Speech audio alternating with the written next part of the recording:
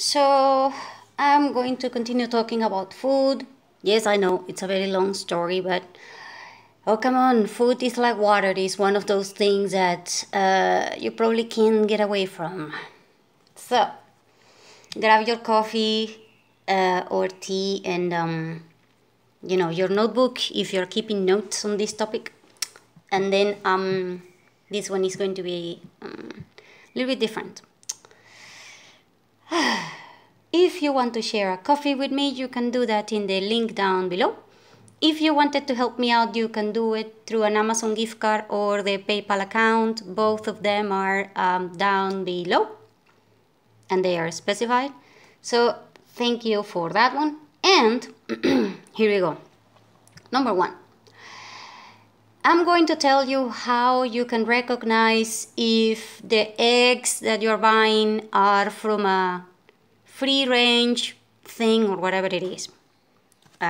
You might think, what? Why do I care? Well, here's the deal. Since there is no specific regulation, as in what is considered organic, what is considered free-range, and what is considered, anything, basically, within the food industry. Basically because, you could, the food industry could argue that every single thing that we drink or we eat is a potential poison for someone, so they cannot, make it happen for everyone, or whatever the hell. And also, like I said, there are legal pitch in these things, legal holes. So there are companies that will take advantage of that, and they will deceive the public, and they will deceive everyone. And so you are thinking that, because a hell of a lot of people are not vegan, but almost everyone is against animal cruelty. So, it's not the same you going I'm going to eat meat, so I'm going to torture it or something like that, versus I just want to eat meat, but I do not want the animal to suffer. So, it's important to understand this point, because the reason why you are choosing these free-range eggs is because obviously you do not want the hens to be, in an industrial thing, suffering, being tortured or whatever, with all the things that certain companies do. And if you find out that this particular company mentioned that they are free range and yet they are not, oh hell, this company, this brand, whatever products they have on other areas, because companies that produces eggs usually produce something else, they're probably lying to their teeth about it, that one too. So basically, you caught one liar. Yeah, it's very important that you understand that one so that you can cut it off your list. Especially since you're probably paying more money for buying the same eggs because you're thinking that they are free range and they're not. So basically, they are scamming you in a way. Also, you might get into trouble because of other things that are from a free-range egg compared to a non-free-range egg. So, having said that, here's the deal. An egg that comes from a free-range farm will have a very thick shell. And it's important that you understand this one, because here's the thing. You have an egg. If it drops like that, or if it hurts like that, and it is from a free range, farm, it will just not break. It won't break. I mean, okay, you are not going to drop it from a high to high or whatever. Obviously, that one will break. But I'm being serious. Like, you can put, 20 eggs all together, and they will not break. And they will also have the shell. If you're going to use that shell for getting calcium or for getting other things that are minerals for your family, or if you're using the shell for your farm, as in the soil, and for the garden, as in the soil. And again, because it will also be part of the food that you give to animals and stuff like that. A thin shell, it will not have the same minerals and it will not have the same things as a thick shell. And so the thick shell is very important to have. And so, that one will be the cue number 1. And the cue number 2, this one is going to be very weird. And it's going to be rare, but if you buy eggs with certain frequency, let's say, once a week or once a week or more, and the eggs come from a free-range farm, you are going to have always, the chance of getting a surprise.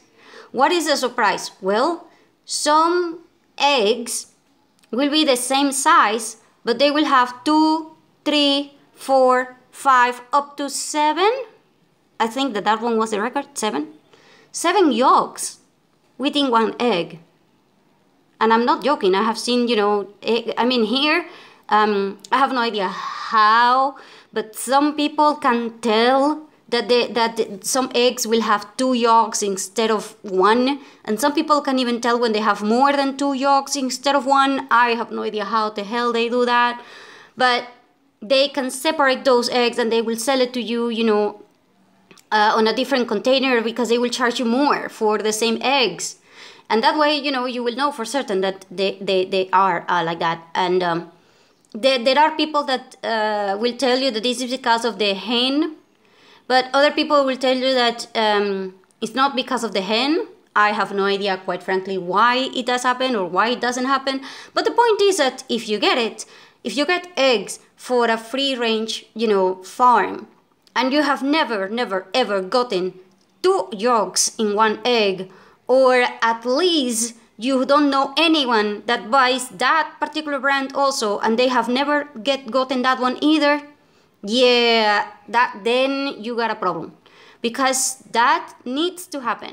If you have 3 people that buy these eggs, and they have never encountered this, it's not like it happens, in every single egg or something like that, because then it will not be a novelty. But it does happen.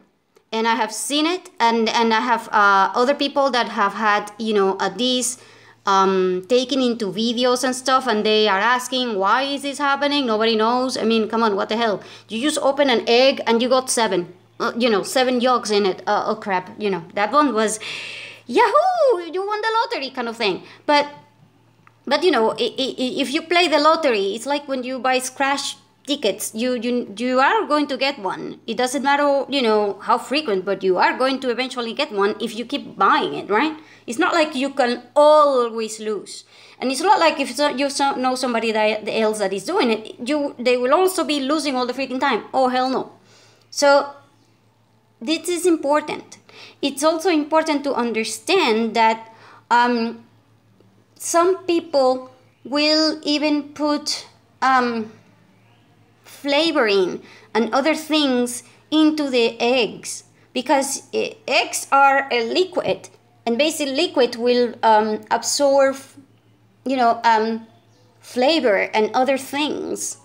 So if you want to do more research about eggs, you are welcome to do it, but I'm telling you that you probably want to understand this one, because you want to understand if the company is lying. By the way, this is also because I saw one YouTube video from some people that were for animal rights, and they discovered that half of the companies that says that the eggs are free-range eggs, the hens are exactly the same, in cages.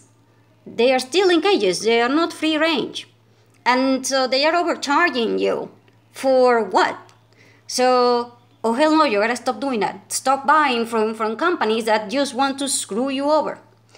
And anyway, now, other thing that you might want to consider about cooking and about all of these things is the fact that you will have emergencies that are not related to cooking or anything like that.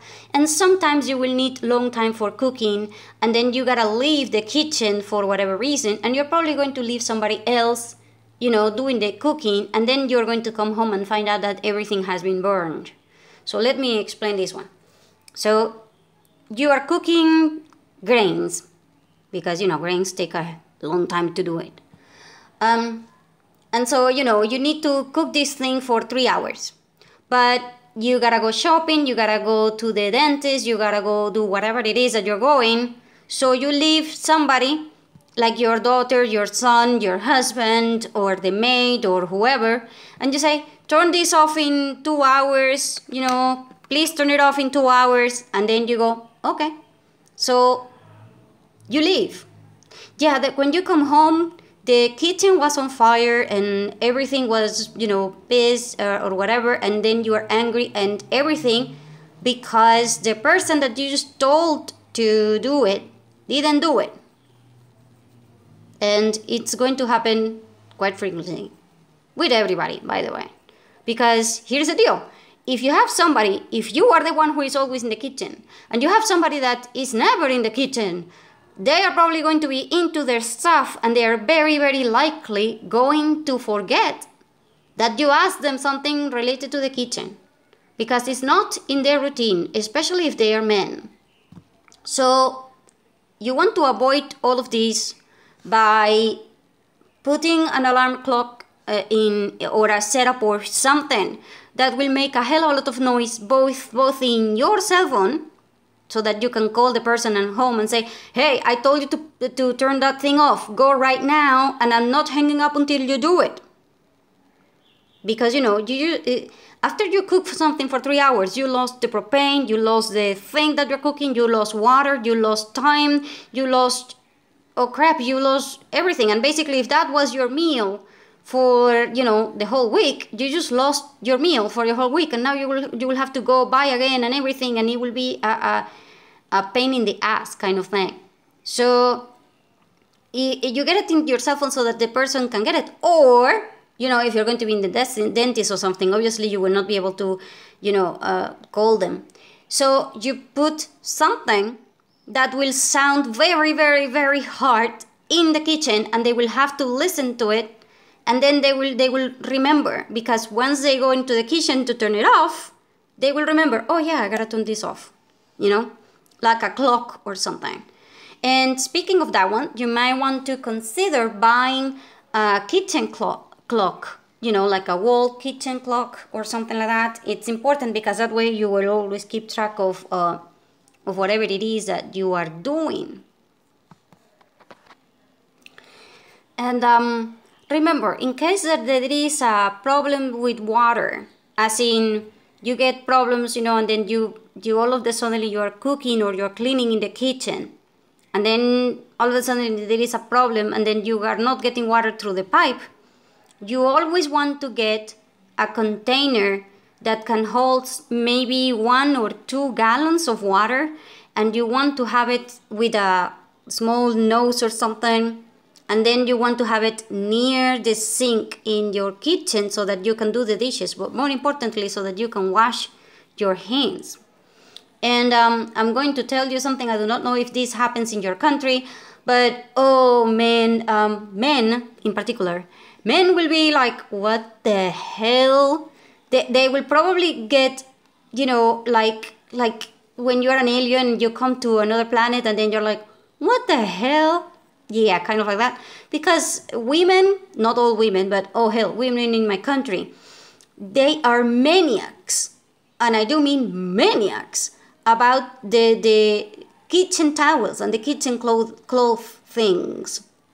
So let me explain this. You need a cloth to clean, right? And to dry the dishes and stuff like that. So in my country, in every kitchen, even poor people's kitchen, you will probably find, let's say, 8 or 10, you know, and some people will have more. 10 different kitchen towels. And then you go, crap, what the hell? Especially if you are new to this kitchen and you're sharing your sister's kitchen or your friend's kitchen, you have to ask which towel is for what purpose. Because the towel that you use for drying the dishes is not the same as the one that you use for drying the pans. And that one is not the same that you use for cleaning the table. And that one is not the same that you use for cleaning your hands or drying your hands. And that one is not the same that you use for cleaning whatever else is in the kitchen. And that one is not the same that, oh crap. And men, when they go like that, I mean, you know, women, if a man goes into the kitchen and then he's like, I'm going to help you. So I'm going to just get the dishes and I'm going to dry them.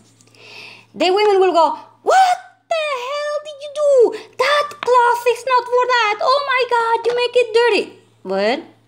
You made it dirty. Oh my God, now I have to do the cleaning of that thing. And then the men go, I'm just, you know, drying the dishes. Oh hell no. Now this is why men don't belong in the kitchen. Oh crap. So if you want to help someone and there are things that are culturally speaking important in other people's kitchen or in your own kitchen, you need to make clear that one to everyone. Because if like I said, you know, especially women here in my country, when they go to another women's kitchen, they ask, which one is for drying your hands? Which one is for the dishes? Which one is for the pans? Which one is for just drying the rag thing? Which one is for, oh crap. You know, and then you gotta remember which is why, you know, towels usually are color coded or something. And, you know, and I don't know. So there are going to be different things that are related to the culture. And there are also other things related to the help. And in fact, there was a funny video that was made by a comedian, but oh crap, what the hell? It's very, very real. So the father of the house is cooking something. So the son comes in and the son goes, I'm going to help you, Dad. So, you know, so the dad goes, okay, help me out. So the dad steps back. You know, they were doing the cleaning of the dishes, for example. They were cooking and doing the dishes thing. They were cutting and doing the dishes. So the father steps down because, you know, the son says, I'm going to take over. So the son starts, you know, cutting. And as soon as the son starts cutting, you know, the mother comes into the kitchen. And the mother says, what are you two doing? And he says, oh, nothing. We're making the salad. Right. And then the mother goes, that's not the way you cut onion. That's not the way you cut this. That's not the way you do this. That's not what you use. You're using the wrong knife. And then the man goes, yeah, she's right. You know, you're using the wrong knife. What the hell are you doing? Why are you using that knife? Why are you, oh, hell no, you know. So the man, who is probably, you know, 30 something or something like that, goes, oh, no, hell no, you're not telling me how the hell to do things. You know, I'm a man. Yeah, you're not supposed to tell men how the hell to do things. You can only tell them, you know, there are 3 things that you can tell a man, and you can only combine 2, but you cannot tell him the other one. So, you know, you cannot have the 3 out of 3. Men are very simple, so they cannot get it, especially, you know, if it's being told by another man. So, you know, it's insane because this guy goes, oh crap, you're not telling me anything, so I'm leaving. So he leaves. And then the mom goes, oh yeah, what am I doing here? Yeah, I just wanted to see what you were doing. And I, by the way, I'm too tired, so I'm not doing this work for you this time. Just make sure that you do the salad right, you know, because use a proper knife, you know. And then she goes kind of like, do this, and then the man goes, yeah, I know, just leave, you know, just leave. So the guy goes, yeah. So the woman goes, seriously? Are you sure you can do it alone? And then the man goes, it's a freaking salad. Of course I can do it alone. Are you sure? Because, you know, I don't know if you... Oh, man, come on. What the hell? Just leave. So the woman goes, okay, I'm leaving. So the woman leaves. And the man now is sitting, you know, cutting the thing. And he says, Yeah, I never get help from anyone. This is why women should do this. Because what the hell am I doing here alone? Why doesn't anybody help me? And stuff like that. And then, you know, the end of the video goes like that. So I go kind of like, right. So the man complains that he doesn't have help, but he did get help. It's just that, you know, the help got the wrong way. Then the women will complain that these two are idiots and they don't know how the hell to do a salad. And then the man goes, oh crap, of course we know how the hell to make a salad. It's just that you're not supposed to be here. You can't be in somebody else's, you know, eyeline saying how the hell to do things and what the hell to do with the freaking towel. And in fact, you know, there was a man that was into the kitchen. A Venezuelan husband, you know, goes into the kitchen. And then he says, I'm going to dry the dishes. You know, he goes with the woman. And then he says, I'm going to help you dry the dishes. So the woman goes, okay, you dry them. So the guy takes the dishes. And then he takes his teacher off. And he starts drying the dishes with the teacher. And then the woman goes, what the hell are you doing? Why are you using your teacher to dry that thing? And then the guy goes, oh, that's because I don't know what is the new color-coded thing for doing the dishes, and I'm not going to use that one, and I have no idea which one to pick, because if I pick the wrong one out of the 8, that means that I have 7 wrong choices, and so, oh hell no, I'm not choosing. So I'm doing this with my own teacher because it is mine, and there is no way in hell that you can tell me that this thing, it cannot be used for that one because it's mine. And if it gets dirty, I will clean it, and it is my freaking problem. It's not your problem, and I am now not helping you out anymore. And by the way, clean this freaking teacher. So, oh crap, what the hell? So, yeah. If you go to a Venezuelan kitchen, it will be kind of like that. So, you know, we are very weird. I know, I'm sorry. It's just that when you have, you know, men's approaches towards the kitchen is entirely different from a woman's. And depending upon your age, is also going to be very different. Men who are, you know, older people will have a way of doing things that are mostly manual and stuff like that. People that are younger will probably use a device, you know, like an electrical thing, like an electrical whatever. And if they don't know how the hell to do something, they will probably go kind of like, how the hell do I dry the dishes? So they will put the cell phone on the side and they will go, Google, yeah, how the hell do I dry dishes? And then the mother and the father, especially people who are 40 like me or something, we will go kind of like, why the hell do you have to Google that? And then the Google will go, yeah, use a rag, you know, use a cloth towel to do this. And then the guy will pick any towel, and as soon as the guy picks any towel, you know, if you're Venezuelan, the woman will be, oh, that is a sin. Why are you using the white towel? For years cleaning that. Now the white towel will be dirty. What the hell do you do? So, and then they will tell you, Google is wrong. What the hell is wrong with you? So, oh crap, you know, going into the kitchen, you gotta expect drama. And you also need to take it like it is, a comedy thing. Because how you help someone is not necessarily how somebody else will do it. And to avoid all of that, you want to have, you know, like a manual. In fact, you know, oh hell, I am going to print one and I'm going to share it with, you know, once I get control of my kitchen, I'm going to share it like that because, you know, otherwise, oh hell, I don't want to get into anybody else's, you know, nerves or something. Not because, you know, when you say to somebody, cut the onion. Oh my God, nobody knows how the hell to cut onions. And if you are a chef or something like that, yeah, take a very, very deep breath because not everyone will know how the hell to cut an onion.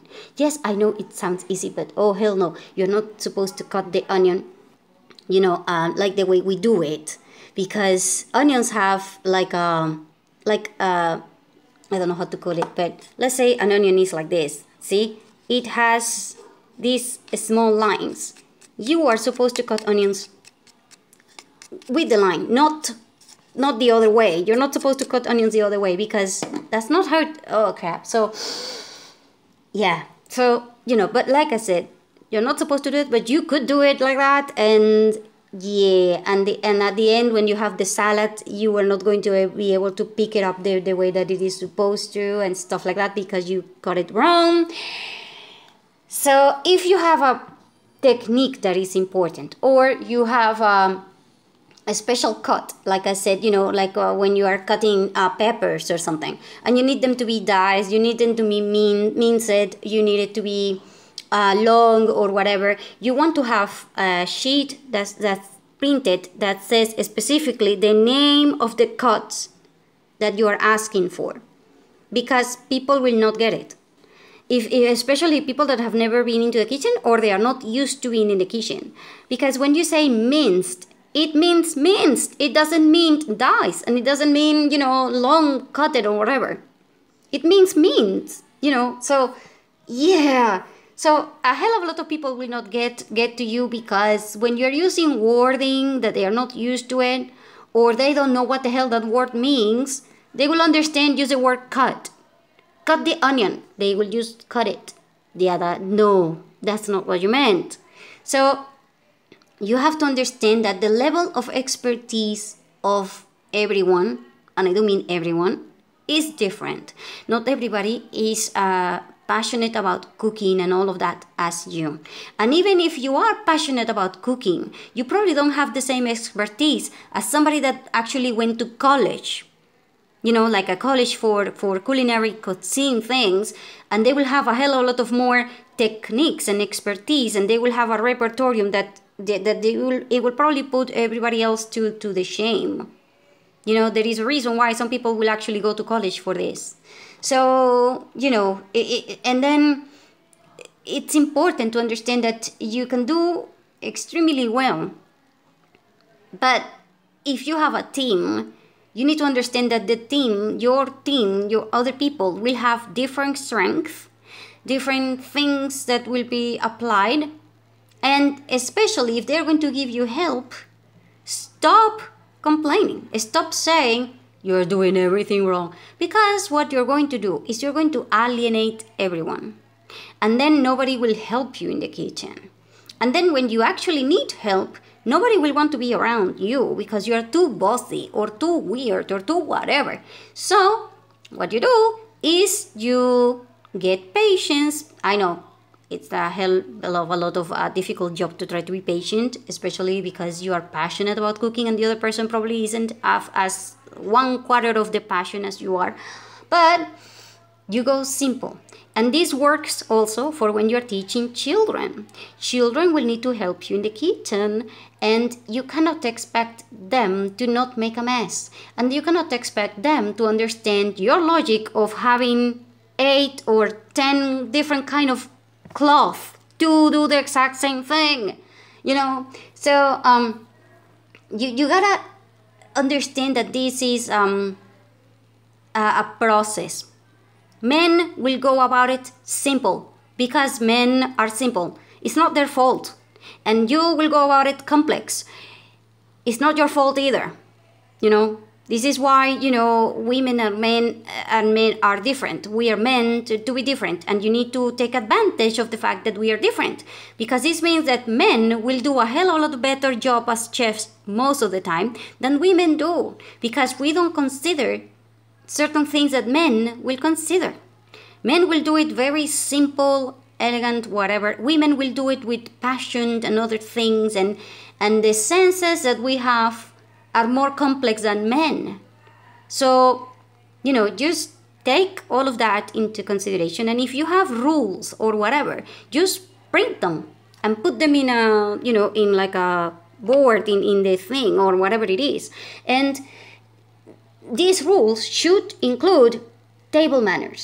Because if you're sharing the table with somebody who is, older, and then, you will have people who are 20 or something, and they get a phone call in the cell phones, they will just get up and leave the food and everything. The other men or women who are older will be kind of like, you are a disgrace. Why didn't you say excuse me? And who the hell gave you permission to bring a cell phone to the table and stuff like that, So if there are table rules and table manners that are extremely important to you, you can never, never, ever assume that other people will know about them. Because we live in different, each house, like literally, each house will have its own culture based upon the mixture of the father and the mother or whoever the household members are. And even the culture, they don't care, and they eat, on the air, and they are, talking all over or whatever, and they don't use the knives, and they don't sit down, with the whole thing set up or whatever.